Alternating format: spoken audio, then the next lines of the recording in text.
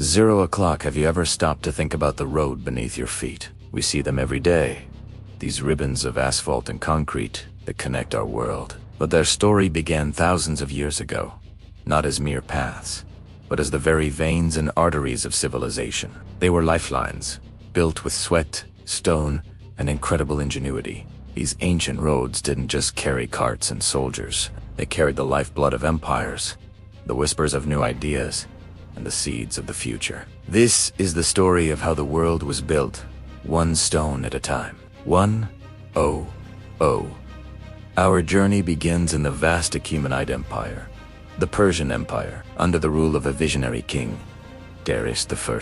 Darius understood a fundamental truth. To control a massive territory stretching from the Balkans to the Indus Valley, you needed more than just a powerful army. You needed speed. You needed communication. His solution was the Royal Road, a highway stretching over 1,600 miles from Susa in the west to Sardis in the east. 130, this wasn't just a dirt track. It was a carefully maintained thoroughfare, a masterpiece of ancient logistics. The true genius of the Royal Road, however, was its postal system. Along its length, at regular intervals, were stations with fresh horses and riders, ready to go at a moment's notice. The Greek historian Herodotus marveled at it, writing that neither snow nor rain, nor heat nor gloom of night stays these couriers from the swift completion of their appointed rounds. A royal message could cross the entire empire in about 7 to 9 days, a journey that would take a normal traveler 3 months. This system was the nerve center of the Persian administration, allowing Darius to dispatch orders, receive intelligence, and manage his governors with unparalleled efficiency. It was the internet of the ancient world, powered by horse and rider. 247 now. Let's travel west, to an empire whose name has become synonymous with roads, Rome.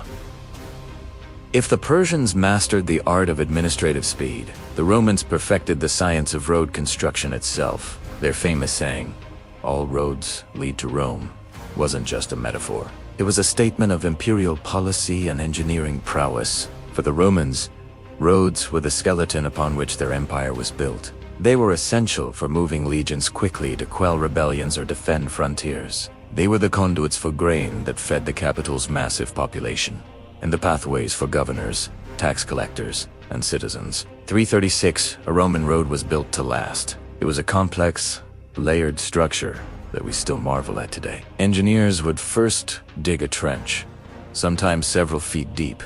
At the bottom, they'd lay a foundation of large, flat stones, called the statamen.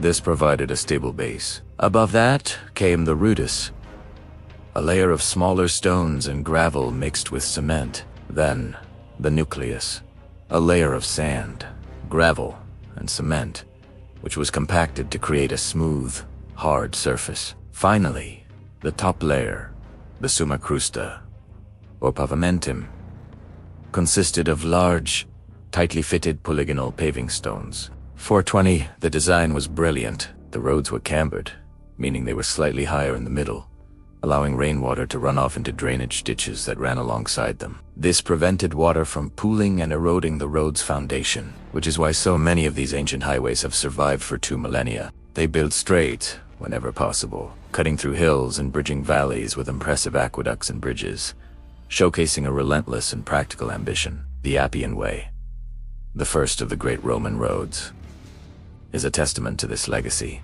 its stones still bearing the marks of ancient chariot wheels. 515, the impact of these road networks extended far beyond military and administrative control. They were powerful engines of economic and cultural change. Suddenly, the world felt smaller, more connected. Goods that were once rare luxuries could be transported across vast distances with greater safety and predictability. To Silk Road, not a single road but a network of interconnected routes, linked the Roman Empire with Han Dynasty. Along these paths traveled not just silk, but spices, glassware, and precious metals. Roman grain ships sailed from Egypt and North Africa, their cargo unloaded at ports, and then transported inland along these reliable roads, ensuring the stability of the empire's food supply. 610, this flow of goods created bustling market towns and turned sleepy villages into prosperous commercial hubs. Merchants from different cultures met, bartered, and exchanged more than just their wares. They exchanged ideas. The roads became vectors for cultural transmission. The Latin language spread throughout the western provinces, not just through Roman soldiers, but through traders and travelers. New religions and philosophies found new audiences. Concepts in mathematics, astronomy, and medicine traveled from east to west and back again.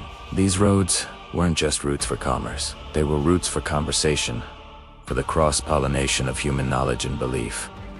They physically wove the ancient world together. 715. So what is the legacy of these ancient arteries of stone and dust? It's all around us. Many of our modern highways in Europe and the Middle East follow the exact routes laid down by Roman and Persian engineers thousands of years ago. Their paths were so well chosen, so logical, that we continue to use them today.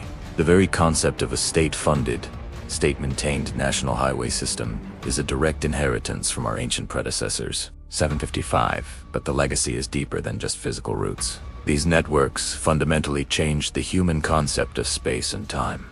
They fostered a sense of shared identity within empires, connecting diverse peoples under a single administrative and economic system. They proved that with ambitious engineering, you could overcome geography to unite people and build something far greater than the sum of its parts. They laid the groundwork for globalization, demonstrating that interconnectedness fuels prosperity and innovation.